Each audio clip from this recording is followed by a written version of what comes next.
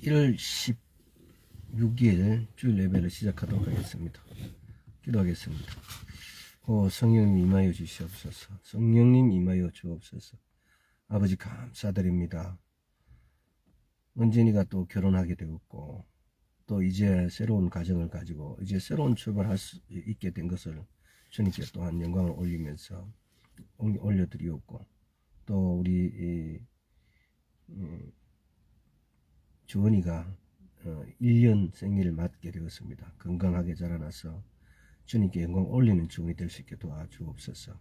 아버지, 오늘 우리가 드리는 예배가 오직 주님 나라를 위해서 주님의 아직도 주님의 길을 찾지 못하는 주의 백성들과 동행하는 길 되게 하여 주옵소서.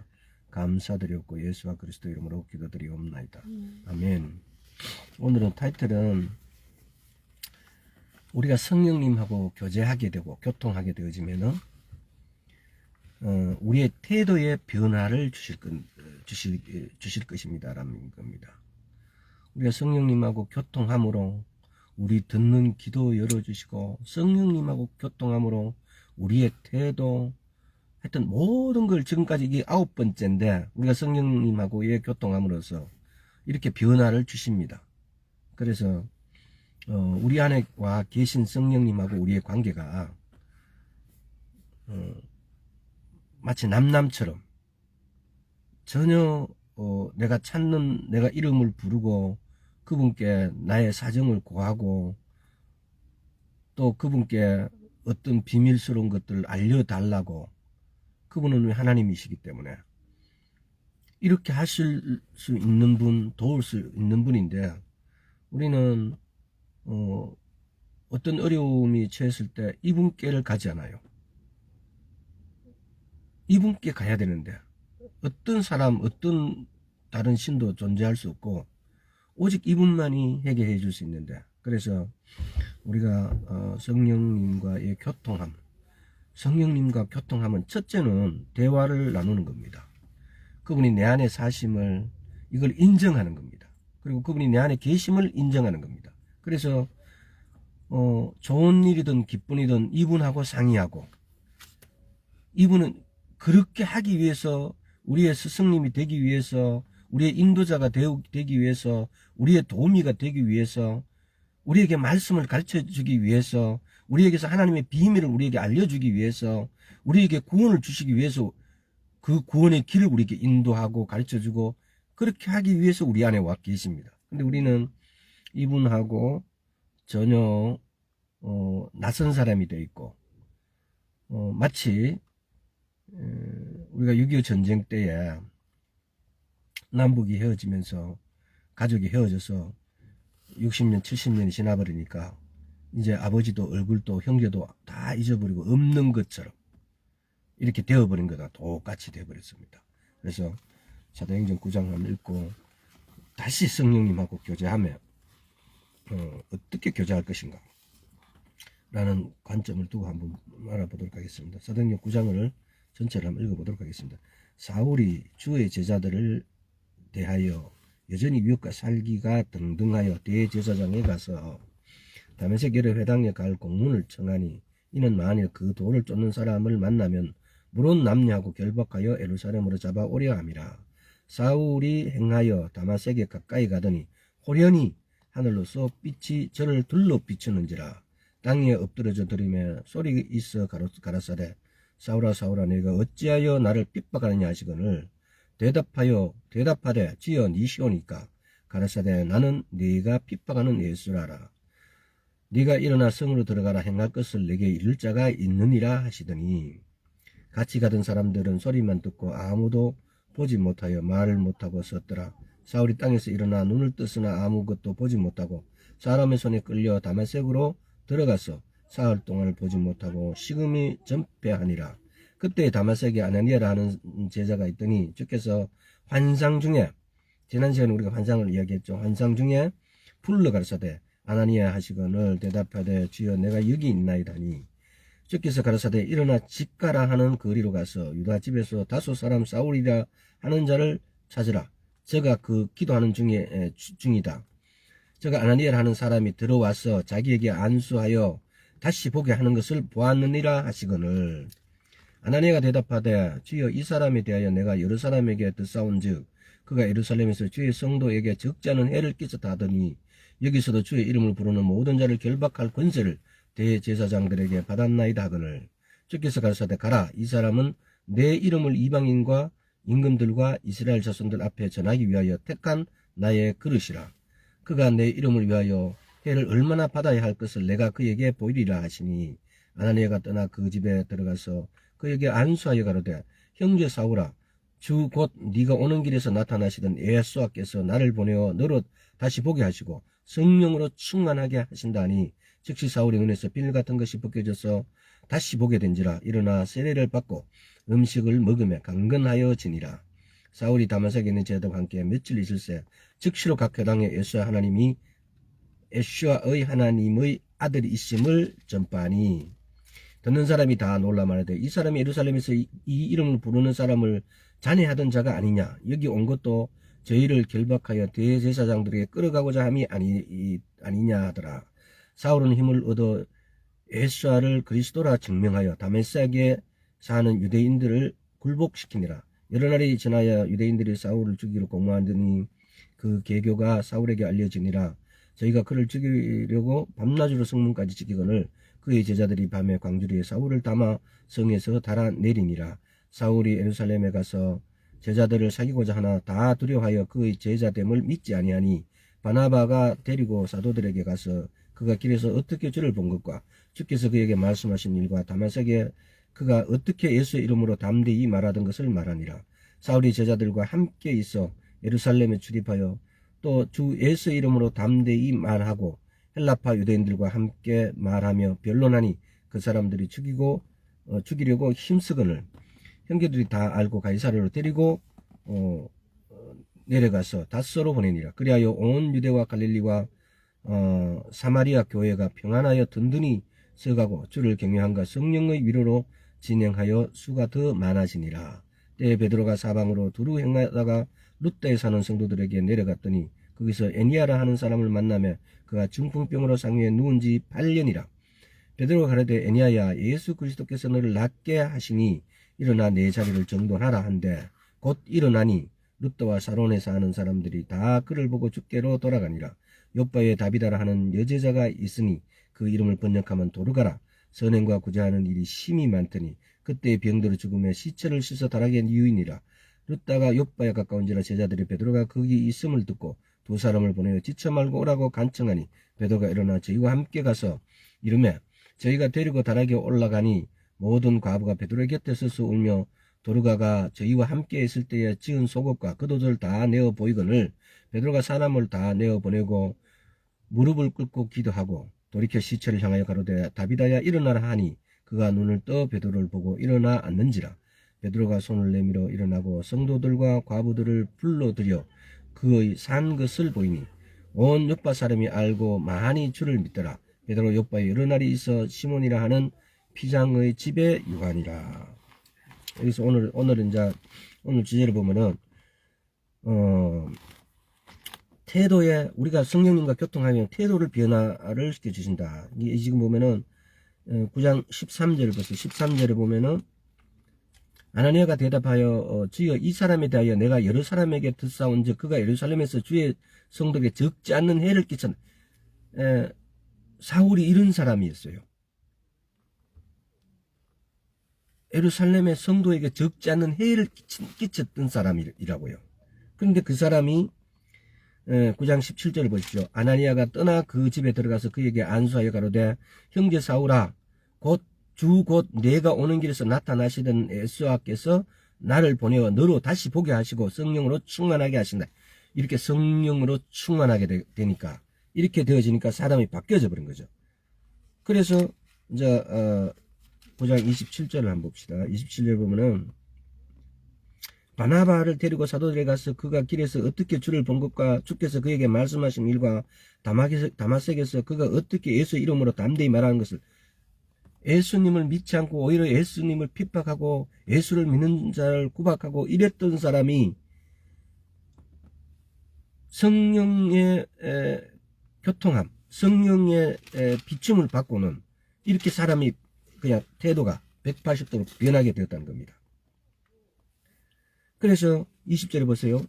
20절에 보면은 즉시로 각 회당에서 예수의 하나님의 아들이심을 전파하니, 이렇게 그렇게 예수를 믿는 자를 구속하고 구박하고 막 쫓아가서 잡아오고 이랬던 사람이 이렇게 바뀌어서 회당에 가서 예수의 하나님의 아들이심을 전파한 거예요. 이렇게 성령의 교통하심, 만져주심, 사귐, 이런 걸 통해서 이렇게 태도가 변화가 일어난다는 겁니다. 그래서 그분의 임재하심, 만져주심으로 우리 삶의 행로가 바뀌게 된다는 거죠. 그래서 우리 삶의 행로가 바뀌게 되는데 어떻게 바뀌어지느냐? 우리의 뜻대로 살지 않고 그분의 뜻을 이루기 위해 그분의 길을 따라 걷게 된다는 겁니다. 우리가 예수를 믿고 그리스도인이라는 것은 우리의 뜻대로 사는 것이 아니고 그분의 뜻대로 사는 겁니다. 성령의 교통함을 통해서 우리는 우리 인생의 목적을 내가 뜻하고 내가 목적한 바가 내 뜻이 하나님의 뜻인 마냥 이렇게 해서 속지 말자는 겁니다. 내 뜻은 내 뜻이고 하나님의 뜻은 하나님의 뜻입니다. 내 뜻은 내 목적을 이룹니다. 그러나 하나님의 뜻은 하나님의 목적을 이룬다는 겁니다. 그래서 그러면 하나님의 뜻이 뭐냐? 이걸 우리 오늘 한번 알아보자는 겁니다. 우리가 하나님 뜻이 뭔지를 알기 위해서 우리가 뭘 합니까? 기도를 하지 않습니까? 그래서 나중에 결론적으로 말하자면은 하나님 뜻을 우리는 어떻게 하나님의 뜻을 알까요? 도대체 하나님의 뜻이 뭔지, 하나님의 뜻이 뭔지. 그래서 어떤 분들은 이렇게 기도하잖아요. 또 이렇게 기도해달라고 그래요. 이게 하나님의 뜻이면 이게 되게 하고 아니면은 안 되게 해달라고. 세상에서 가장 불신앙적인 기도예요. 그렇게 말하는, 부탁하는 기도가. 하나님의 뜻이면은 뭐 병을 고쳐주시고 아니면은 안 고쳐주시고. 그렇게 기도할 때 이렇게 기도해 주십사 하고 막 이렇게 주문할 때 그렇게 하시는 분들이 너무 많아요. 근데 그것이 성경은 그렇게 하지 않는다는 거죠. 성경은 네가 구하라, 받아라, 기도하라 이렇게 할 때 뭐 갑순이, 을순이는 기도하라 그럼 내가 고쳐주고 나머지 가나다 무슨 순위는 내가 안 고쳐주겠다고 하지 않았어요.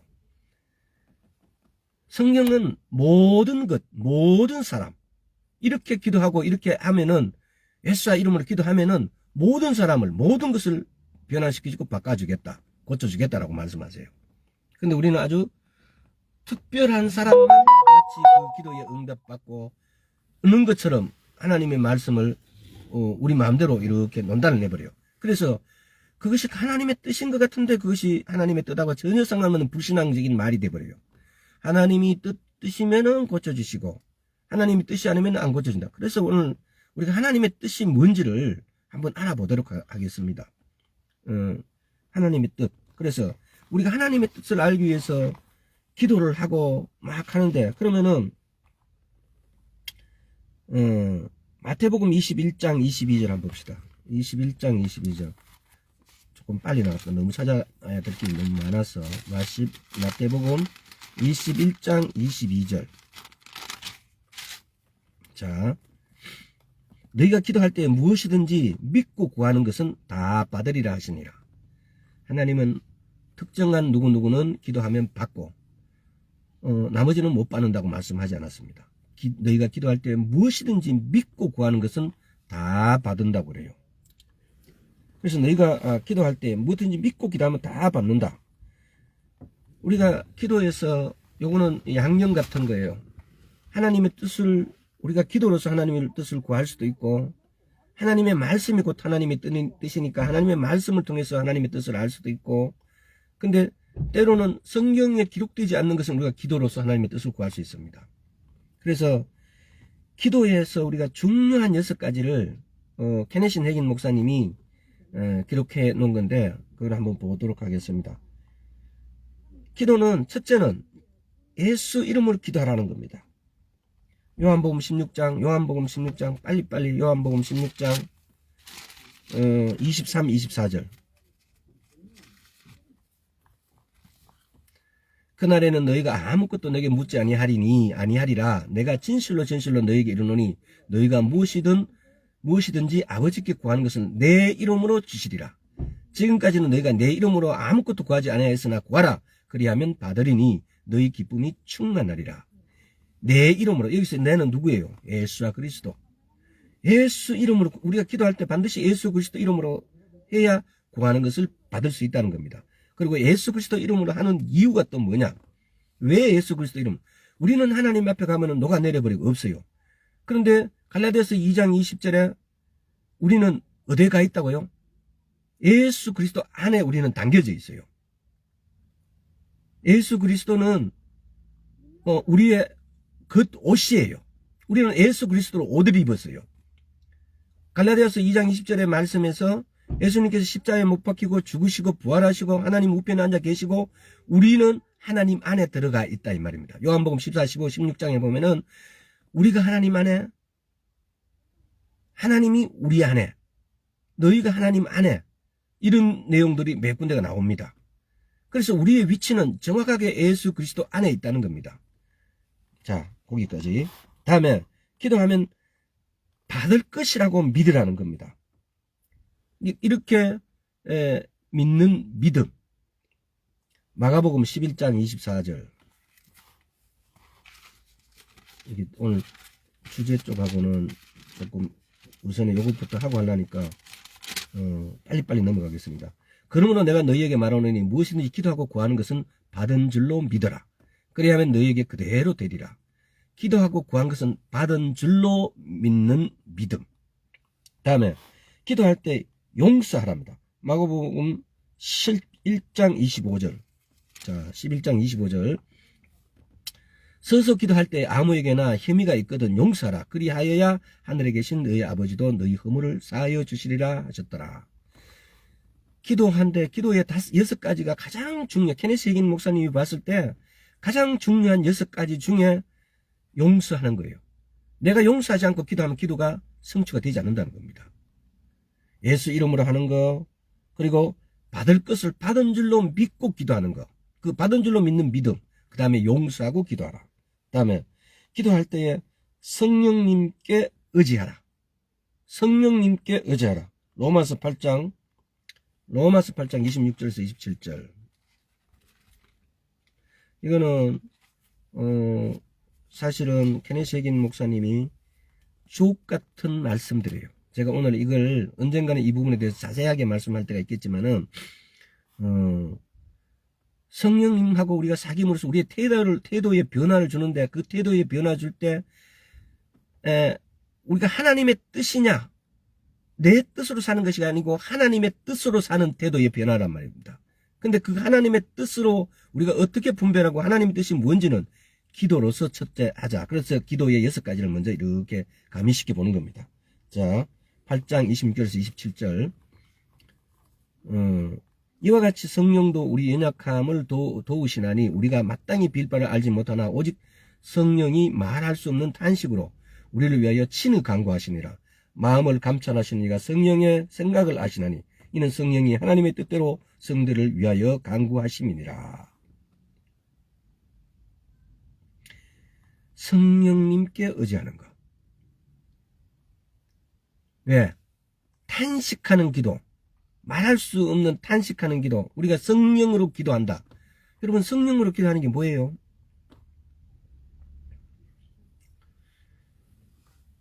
성령으로 기도하는 것은 정확하게 방언으로 기도하는 거예요. 또 어떤 분들은 이런 말들 해요. 내 생각을 가지 않고 우리말로 하는데도 내가 성령으로 내가 믿음이 충만해져서 성령이 충만해져서 내도 모르게 우리말로 기도하는데 내 생각에서 나올 수 없는 기도한다. 내 입에서 나오는 내 말이지만은 그것은 성령의 기도였다라고, 그래서 성령으로 우리말로도 기도할 수 있다라고 이렇게 말할 수도 있습니다.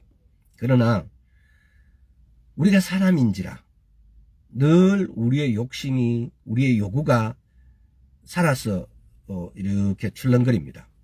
용트림을 하죠. 그냥 내 욕심, 다른 정보를 하다가도 보면은 나도 저기 필요한 거야. 그러면 내 거도 나도 거기다가 다른 A라는 사람의 정보를 하다가 그게 나도 필요하니까 이건 나도 가미시켜 달라고 이런 욕심이 막 들어가기 시작해요. 그래서 성령으로 기도하는 것은 방언으로 기도하는 겁니다. 이거 아주 간단하고 누구나 다 아는 내용이에요. 근데 막상 성령으로 기도하는 게 뭐냐고 물으면 여기 대답하지 못하는 분들이 너무 많아요. 그러고 방언으로 기도하는 것이 성령으로 기도한다라고 여기에 대해서 어떻게 그걸 그렇게 이야기하냐 하는 분들, 방언이 뭐예요? 성령님의 말하게 하심으로 따라서 하는 기도가 방언이에요. 성령의 말하게 하심으로. 성령이 말하게 한다라고요. 이게 성령으로 기도하는 것이 뭐예요? 성경에는 이렇게 명확하게 기록되어 있습니다. 성령이 말하게 하심에 따라서 하는 기도가 방언이라고요. 그래서 고린도전서 12장 14절상에서 보면은 더 요구하라 그래요. 방언에다가 방언 은사에 더 좋은 은사를 갖기를 기도하라 그래요.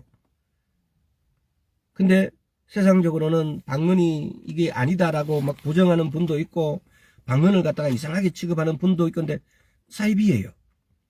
자기들은 이단을 구분한다면서 방언에 대해서 막 그렇게 하는 분들이 있는데 그분들이 사이비예요. 다음에 중보 기도를 하라. 조금 로마서 8장 26절요. 자, 다시 한번 읽어보겠습니다. 이와 같이 성령도 우리 연약함을 도우시는 우리가 마땅히 빌 바를 알지 못하나 오직 성령의 말할 수 없는 탄식으로 우리를 위하여 친히 간구하시. 성령님이 말할 수 없는 탄식으로 우리를 친히 간구하는 게 이게 뭡니까? 중보기도단 말이에요. 원래 중보자는 예수님 한 분이에요. 그런데 그래서 많은 교단에서 중보자는 오직 예수님 한 분인데 그분이 하나님의 우편에 앉아서 우리 죄를 덮어달라고, 우리를 용서해달라고 이게 중보자가 돼서 기도하는 거지, 우리가 어떻게 기도할 수 중보기도를 하느냐. 그래서 한때는 많은 교회에서, 많은 교단에서 중보자는 오직 예수님 한 분이다, 우리는 중보기도 할 수 없다라고 했어요. 근데 그게 거짓말이에요. 다니엘서 보십시오. 다니엘이 이스라엘 자기 나라에 대해서 우리가 이런 죄를 지었습니다. 에르미야를 보십시오. 이사야를 보십시오. 왜? 전부 중보기도를 하고 있어요. 구약에서도.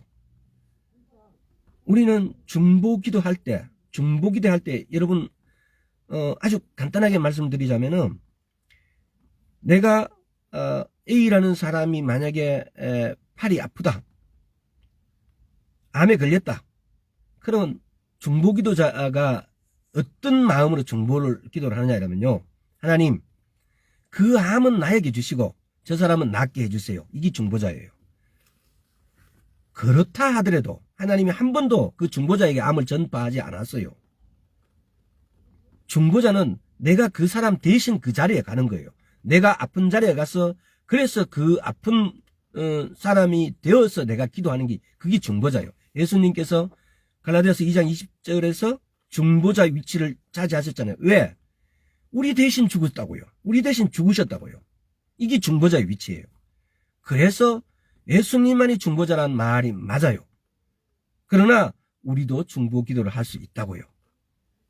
성경에서 그걸 확인해 주고 있습니다. 다음에 6번째, 성령 안에서 기도함으로 자신을 세우라. 유다서 1장 20절.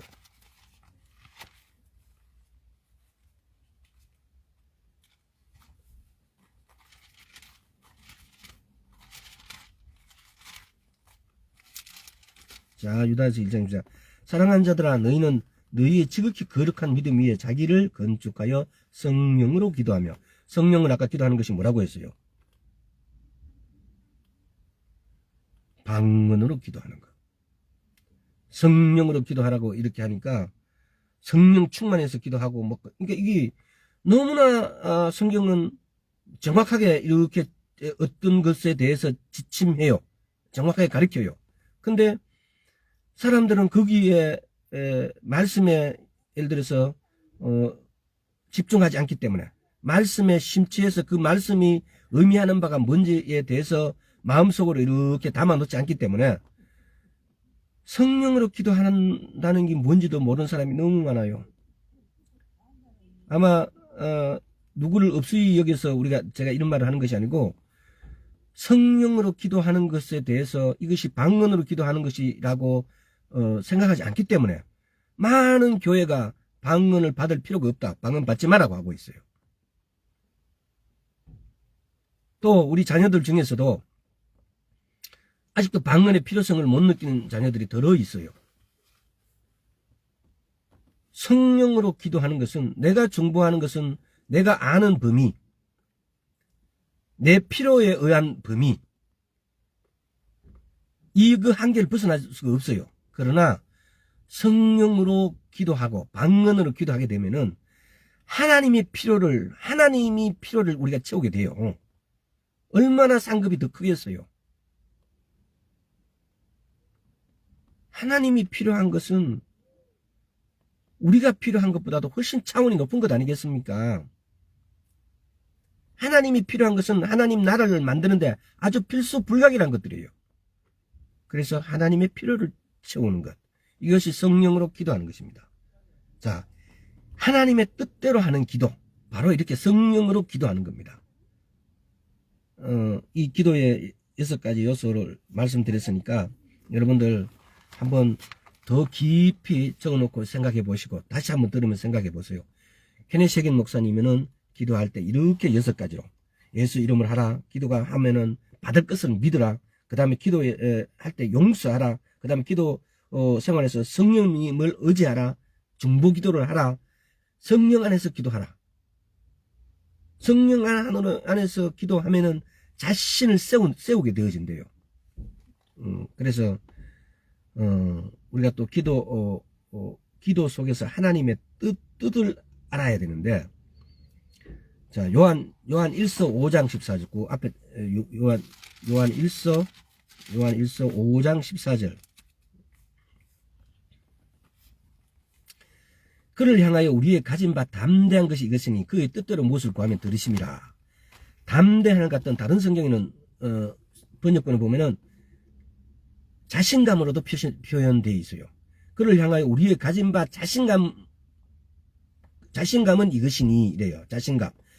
그 가진 바 담대한 것은 이것이니, 우리가 가진 바 담대한 것이 뭐냐? 이 자신감으로도 번역되어진다는 겁니다. 그래서 우리가 기도할 때에 담대함으로 기도하니까, 담대함이란 것이 우리가 리얼하게 우리가 느끼기에 하고, 도대체 담대함이 뭐냐? 배짱 크게냐? 가슴이 이렇게 좀 이렇게 덤덤하게 담담하게 받아들일 수 있는 거냐? 이 너무 막연해요.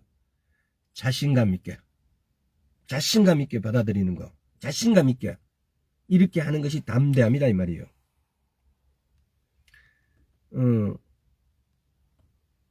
여기서 보면은 5장 14절에서 그를 향하여 우리의 가진 바 담대함, 뜻대로 무엇을 들으신다. 이 핵심 용어는 담대함과 들으심이에요. 로마서 10장 17절 한번 볼까요?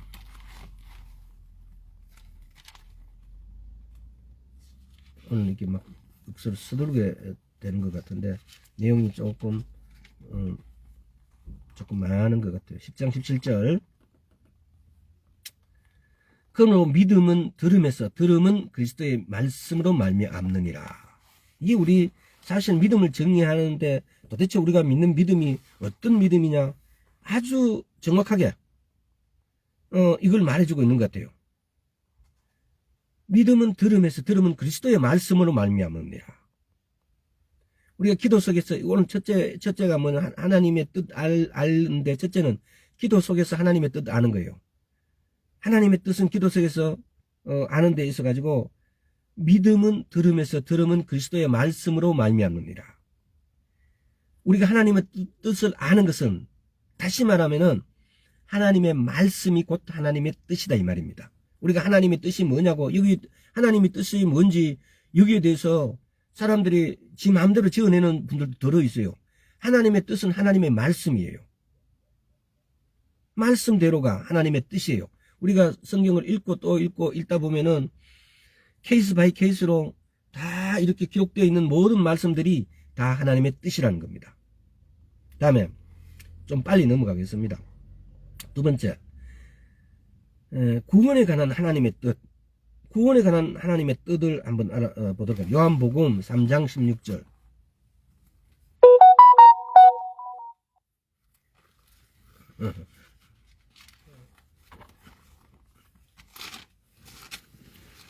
요한복음 3장 16절. 하나님이 세상을 이처럼 사랑하사 독생자를 주시니 이는 저를 믿는 자마다 멸망치 않고 영생을 얻게 하려 하심이라. 그 이외에도 베드로후서 3장 9절, 사도행전 16장 3절에 있습니다. 이게 뭐냐, 하나님의 뜻. 하나님의 뜻이 뭡니까? 우리를 이처럼 사랑하사 독생자를 주셨으니 이는 저를 믿는 자마다 멸망치 않고 영생을 얻게 하려 하심이라. 누구는 구해주고 누구는 구원 안 해준다고 안 하셨어요. 믿는 자마다 구원을 주신다고요. 믿는 자는 어떤 자가 믿는 자입니까? 에베소서 2장 8절에 보면은 우리인데 하나님께서 구원을 주셨는데 어떻게 주셨느냐? 믿음을 선물로 주셨다고요. 그래서 그러면 믿음 선물을 나는 받았는지 안 받았는지 나는 잘 모르겠는데, 그래서 우리는 그 받은 믿음을 우리 것을 만들 필요 있어요. 하나님은 하나님의 초능력적으로 하나님이 스스로 모든 것을 줄 수도 있고 안 줄 수도 있는 분이에요. 하지만은 하나님은 매사에 우리가 동력하시기를 원해요. 믿음을 우리한테 선물 주셨는데 그 믿음을 우리가 키워나가는 것은 로마서 10장 17절이죠. 믿음은 들음에서, 들음은 그리스도의 말씀으로 말미암느니라 라고. 믿음은 하나님께서 선물을 주셔갖고 믿음을 통해서 구원을 주셨는데, 그럼 그 믿음을 우리가 어떻게 가질 것인가? 믿음은 들음에서 나고, 들음은 그리스도의 말씀으로 말미암는다 그래요. 그럼 우리가 그리스도의 말씀을 읽고 듣고 먹어야만이 우리에게 믿음이 성장한다는 겁니다. 그 믿음은 우리가 구원에 이를 수 있다는 겁니다. 그래서 하나님의 말씀은 이 구절과 저 구절과 이렇게 조합해 보면은 너무나 선명해요. 구원에 있어 가지고 하나님의 뜻은 말씀을 통해서, 말씀으로 통해서, 들으면 그리스도의 말씀을 들어라. 듣는 게 무슨 뭘 듣냐? 그리스도의 말씀을 들으라 그래요. 여기서 듣는다는 말이 듣는 것만 말하지 않습니다. 먹으라고요. 에스겔서에 보면은 네 창자에 채우라 그래요.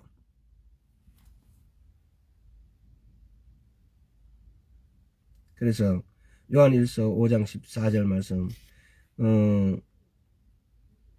기도 시간을 늘리는 것보다 믿음을 더 행함으로 우리가 믿음을 담대하게, 믿음의 자신감을 보자. 이것도 한번 생각해 보세요. 기도 시간을 늘리는 것보다도 믿음을 더 행함으로, 믿음을 더 행함으로 우리는 믿음을 담대하게. 이 부분도 이 부분에 한번 우리나라 사람들은 외국 사람에 비해서 9시간, 10시간 기도하는 분, 권사님들 많아요. 근데 케네시 해긴 목사님인지 모르겠습니다. 그래서 어떤 분이 질문을 했대요. 당신은 어떻게 하니까 이런 믿음, 이런 은사들이 나타나고 이런 기적을 행하시냐? 나는 하루에 9시간 기도하는데 당신은 하루에 도대체 몇 시간 기도하느냐? 라고 물은 거죠. 그러니까 그 목사님이 대답하기를, 나는 하루에 30분 이상 기도한 적도 없다. 하루에 30분밖에 안 한다고요? 그러니까 그 뒷말이 이것이에요. 그러나 내가 30분 이상 하나님을 찾지 않은 적도 없다 그래요. 그러니까 집중적으로 30분 이상 기도를 잘 안 하지만은 30분마다 한 번도 하나님을 생각하지 않는 적이 없다 이 말이에요. 늘 짧게 10초, 20초, 1분, 2분 하는 예수님하고 대화를 하면서 동력을 하고 계신다 이 말입니다. 왜? 내 안에 계신 성령님은 죽으신 분이 아니고 살아계신 분이기 때문에 이 성령님은 예수 그리스도의 영으로 우리 안에 와 계십니다. 그래서 이분하고 교통하는 겁니다. 이분하고 대화를 나누고, 이 일은 어떻게 할까요? 이 냄비를 닦으니까, 주님 오늘 좀 깨끗하게 닦으셨습니다. 주님이 다 이렇게 하셨네요. 이렇게 주님하고 대화를 하면서 하는 것이 기도라는 겁니다. 이분을 참여시키는 것. 이분을 우리는 왕따 시키면 안 됩니다. 그러면 크리스찬이 아니에요.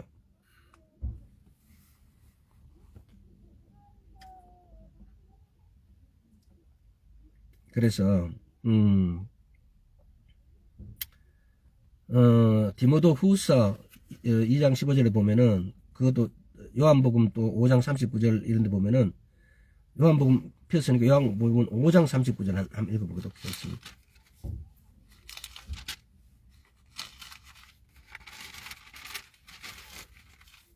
자, 5장 39절.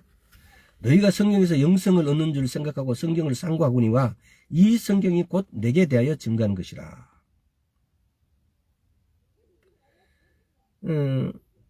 성경에서 영생을 얻는 줄 생각하고 성경을 상고하거니와 이 성경이 곧 내게 증거하는 것이라.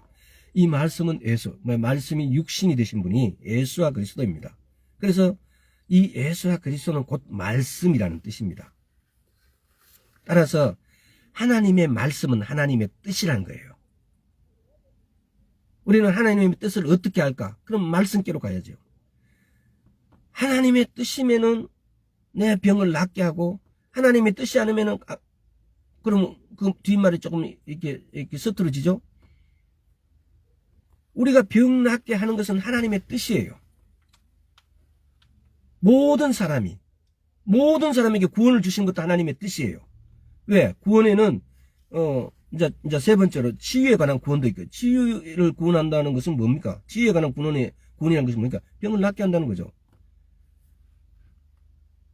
모든 사람이, 거기 누구든지예요.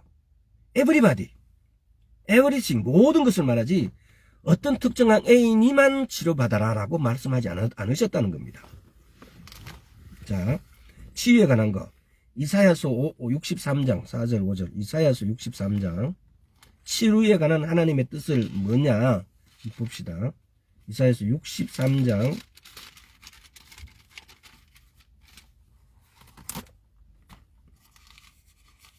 4절 5절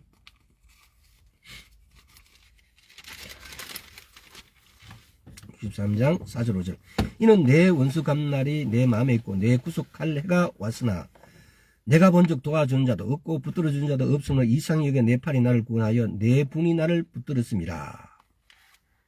또 마태복음 8장 마태복음 8장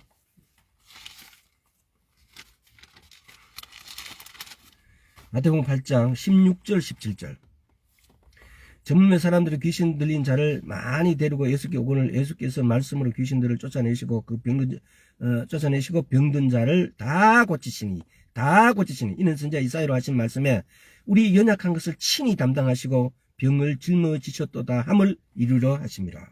예수님께서 십자가에 박혀서 죽으실 때는 우리의 병을 다 짊어지셨다고요. A라는 사람은 거는 짊어지고 B라는 사람 거는 짊어지고 C, D의 사람 거는 안 짊어졌다고 말씀하지 않는다는 겁니다. 다 짊어지셨다고요.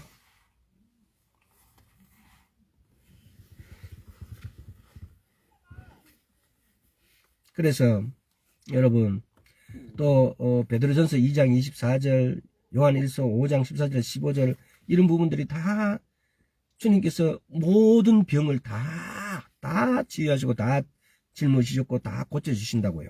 근데 우리가 이 시점에서 우리가 지금 서 있는 위치가 도대체 어디에 서 있느냐. 하나님께서는 치유에 관한 하나님의 뜻은 이렇게 명확합니다. 말씀에 있는 그대로 다 치유하신다고요. 다 치유받기를 원하시고 계세요. 그런데 우리가 서 있는 위치가 어디냐 이 말이에요. 쉽게 말하면은 아까 전에 이야기했듯이 주님의 뜻이면 나를 고쳐주시고 주님의 뜻이 아니면 그냥 어쩔 수 없지요. 그분이 치유받겠습니까? 받을 수가 없지요. 왜?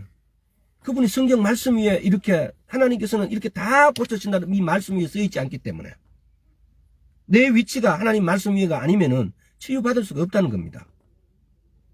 그래서 우리의 위치가 하나님 말씀 위에 서 있는 것. 이것이 하나님의 뜻이에요. 하나님의 뜻은 모든 사람이 에브리바디가 다 치유받는 걸 원하신다는 겁니다. 그런데 누구만 왜 저 사람은 치유받고 나는 못 치유받냐? 그 문제가 그 사람에게 믿음이라는 문제로 그 사람에게 가 있다는 겁니다. 선택권이 우리에게 있는데 마치 하나님은 전지전능하시니까 하나님이 선택하는 사람만 고쳐주고 안 선택한 사람은 못 고쳐준다. 그러면 하나님이 공의로운 분이 아니죠. 하나님의 보좌는 공의와 정의가 보좌의 기초라 그래요. 하나님이 정치하고 다스리는 것은 공의와 정의예요. 제다카와 미시파트예요. 공의와 정의를 다룬 적이 있기 때문에 상세하게는 설명하지 않겠습니다. 그러나 그렇다면은 하나님은 누구는 해주고 누구는 안 해줄 수 없다는 겁니다. 그래서 우리가 서 있는 위치를, 우리가 어떤 몸이 아팠을 때 우리가 서 있는 위치를 우리가 확인합시다. 우리가 서 있는 위치가 어디에 서 있느냐 이 말이에요. 옆에 사람, 이웃이 말하는 사람, 어느 병원이 좋다, 누구 의사가 유명하다, 여기에 서 있느냐. 아니면 사이비 목사가 말하는 니 얻어갖고 안수하고 니 헌금 얼마 하고 이렇게 하면은 니 병 고쳐줄 것이다. 혹시 거기 한가 봐라. 이 위에 서 있는지. 아니면 이렇게 말씀 위에서 마태복음 8장 17절 보세요. 이는 선지자 이사야로 하신 말씀에 우리 연약한 것을 나 누구 아니고 우리 연약한 것을 친히 담당하시고 병을 짊어지셨도다 함을 이루려 하십니다. 에브리바디 모든 사람의 병을 다 짊어지고 죽으셨다고요. 주님께서는 그렇게 해서 모든 사람의 병을 다 고쳐 놓으셨다고요. 근데 왜 나는 안 고쳐질까? 이것이 내가 하나님 내 선 위치하고 상관이 있다 이 말입니다. 내가 하나님의 말씀 위에 서서 하나님의 말씀을 내 것으로 내 믿음으로 받아들였느냐 아니냐. 그래서 여러분 우리의 위치를 하나님 말씀 위에다 둡시다. 우리 위치를 하나님의 말씀 위에다가 했을 때 우리가 하나님의 뜻은 하나님이 믿는 자는 모든 사람의 병 고침을 받기를 원하는데 그게 하나님의 뜻인데 우리의 위치가 잘못되어서 우리가 하나님의 뜻을 거슬리는 그런 역할을 한다는 겁니다. 만약에 크리스찬이라면서 우리가 병으로 지나치게 고통받고 있다는 것은 하나님의 뜻을 거스리는 거나 마찬가지입니다. 그래서 오늘 이 시간 이후로 우리의 위치를 변화를 줍시다. 우리의 위치를 변화를 줘서 우리가 하나님의 뜻을 이루는 하나님의 백성, 하나님의 뜻을 이루는 하나님의 백성, 하나님의 뜻을 못 이루는 하나님이 아닌 백성, 그러면서 하나님의 백성이라고 입으로만 주장하는 그런 백성이 아니라 하나님을 뜻을 이루는 진짜 하나님의 백성이 되어지자는 겁니다. 자, 또 걱정에 관한 하나님의 뜻. 베드로 전서 5장 17절. 저 뒤로 베드로 전서로 한번 가봅시다.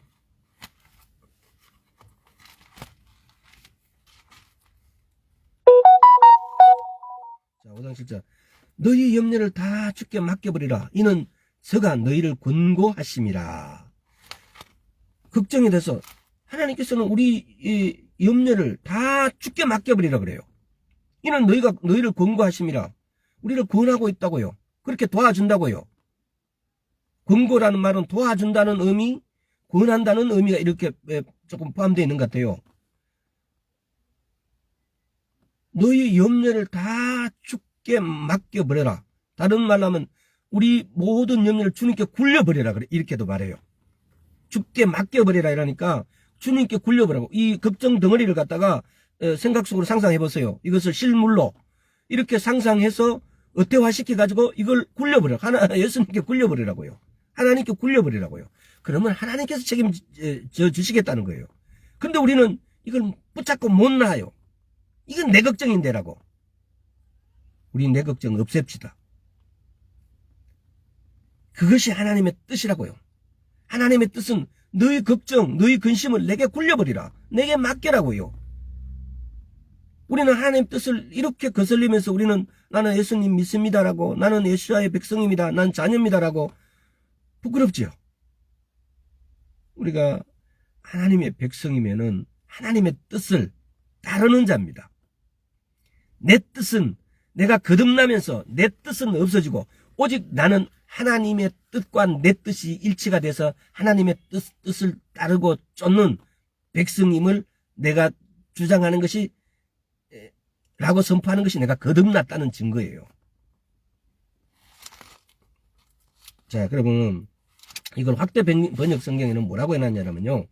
너희 모든 근심과 걱정과 고민과 다른 모든 것들을 포함한 너희의 모든 염려를 주께 맡기라. 이는 그가 너희를 애정으로 보살피시고 주의 깊게 살피시기 때문이라. 확대 번역 성경에는 막 최대한 하나님이 우리 걱정을 가져가시고 우리를 보살핀다는 내용을 장황하게 이렇게 설명해 놨어요. 걱정에 관한 하나님의 뜻은 너희 염려를 주께 다 맡겨라. 주께 굴려버리라고 그랬어요. 지금 이 시간 한번 굴려봅시다. 내 모든 염려야 주님께 갈지어다. 굴려버렸어. 밀어버려. 손가락으로. 우리 염려를 다 주님께 맡겨버리십니다. 이것이 하나님의 뜻이에요. 또 하나님의 뜻. 물질적인 축복에 관한 하나님의 뜻. 이게 참 관심 많죠. 물질적인 축복에 대해서 요한 3서 한번 봅시다. 요한 3서 자 2절 사랑하는 자여 내 영혼이 잘된 것 같이 내가 범사에 잘되고 강건하여 내가 강건하기를 내가 강건한. 지금 이 세 가지를 말하고 있어요. 내 영혼이 잘된 것 같이 범사에 잘되고 물질 잘되고 건강하게지기를 내가 강구한다 그래요. 또 빌립보서 4장 19절 한번 봅시다. 이건 요한 3서 이거는 너무 유명한 지지난 시간인가 한번 어떻게 말씀 나눴던 것 같은데 자 빌립보서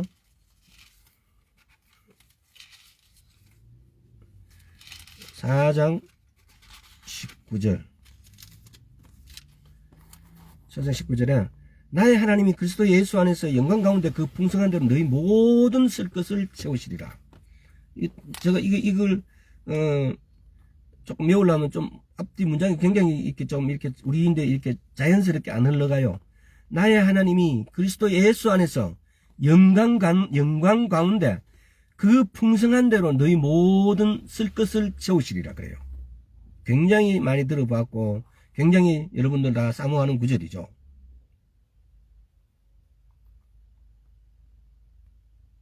물질에 관한 하나님의 뜻이에요.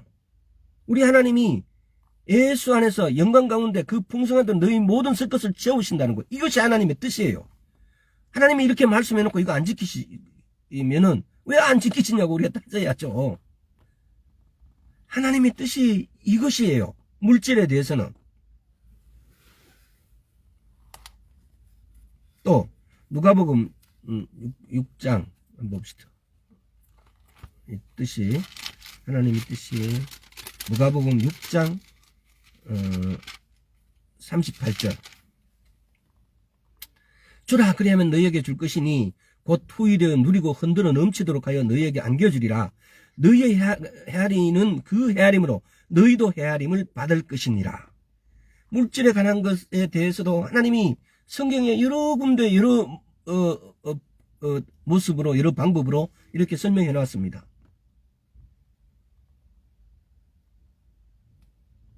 또 시편 2장 8절 한번 볼까요?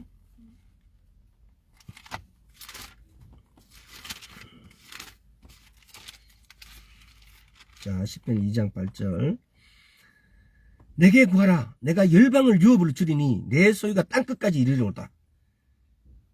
열방으로 유업으로 주신대요.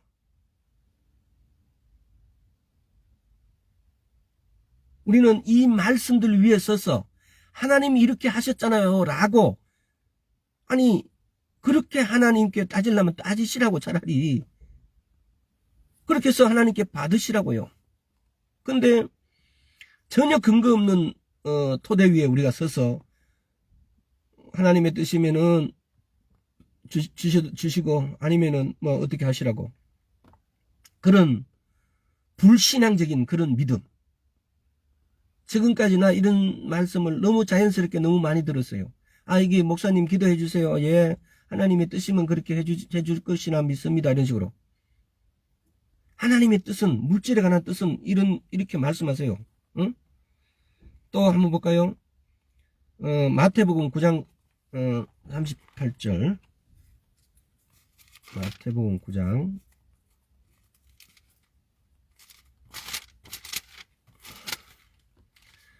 그러므로 추수하는 주인에게 청하여 추수할 일꾼을 보내주소서 하라 하시니라.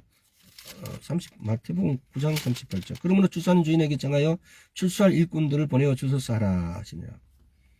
지금 이건 이제 약간의 다른 항목인데 이거 지금 여기는 뭐라고 제가 결론을 지으면서 말씀하는 거예요. 하나님의 뜻을 따라, 이걸 우리가 너무 애매모호하게 해석한다는 겁니다. 하나님의 뜻이 뭐냐고요. 오늘 하나님의 뜻에 따라서 우리는 지혜에 관한 하나님의 뜻, 물질 축복에 관한 하나님의 뜻, 걱정에 관한 하나님의 뜻, 그리고 기도 속에서 하나님의 뜻 알기, 구원에 관한 하나님의 뜻, 한 5가지를 다뤄왔습니다. 하나님의 뜻이 뭐냐고요. 이보다 더 상세하게 파고들면 또 있겠죠. 하나님의 뜻이. 성경 구절 모든 것이 하나님의 뜻이니까. 근데 하나님의 뜻이 뭔지를 잘 몰라요. 하나님의 뜻은 한번 따라해 보세요. 하나님의 뜻은 하나님의 말씀입니다. 하나님의 뜻은 하나님의 말씀이에요. 너무 어렵게 찾지 마세요. 엉뚱한데 다른 곳에 찾지 마시라고요. 우리는 그 말씀 위에 서 있어야 됩니다. 우리의 믿음도, 우리의 모든 그리스도인이라면은 그 말씀 위에 서서 이렇게 일로 갈 것인지 절로 갈 것인지 이것을 할 것인지 저것을 할 것인지 택해야 되지, 말씀 위에 서지 않고는 그 어떤 것들도 다 다른 것이에요. 오늘 말씀의 핵심은 하나님의 뜻을 따라서라는 것은, 하나님의 뜻은 곧 하나님의 말씀에 따라서와 똑같다는 겁니다. 이 단순한 명제지만은 여러분들은 익히 알고 있지만은, 그러나 너무 쉽게 이 부분을 까먹을 때가 너무 많아요. 하나님의 뜻이 뭔지, 하나님의 뜻이라면은 낫게 해주시고 뭐 아니면 어쩔 수 없습니다라고, 다음에 또 아직 때가 안 됐는 것 없습니다라고 유사한 성경의 다른 구절을 끌어들여갖고 합리화시켜버려요. 그러나 치유에 대해서, 물질에 대해서, 건강에 대해서, 또 우리가 걱정하고 있는 부분에 대해서, 또 기도 속에서, 또 구원에 대해서 하나님의 뜻은 여러 부분이 더 있겠죠. 하나님의 뜻은 성경 말씀에 그대로 명확하게 되어 있습니다. 명확하게 하나님의 뜻은 이렇게 기록되어 있습니다. 그것이 우리가 거듭났고 우리가 성령님과 교통하면서 우리의 태도가 변화됐다는 것은 우리가 하나님의 내 뜻을 쫓는 자가 아니고 하나님의 뜻을 쫓는 자가 되었다는 건 말합니다. 근데 그 하나님 뜻 알기가 어려운 것이 아니고 하나님의 뜻은 하나님의 말씀이라는 겁니다. 명제가 너무 단순하고 간단합니다. 그래서 오늘날 예수님이 곧 오신 이 시대에 유혹하는 사람들이 너무너무 많습니다. 모든 환경과 모든 사회적 요소가 미혹의 시간대를 향해서 달려가고 있습니다.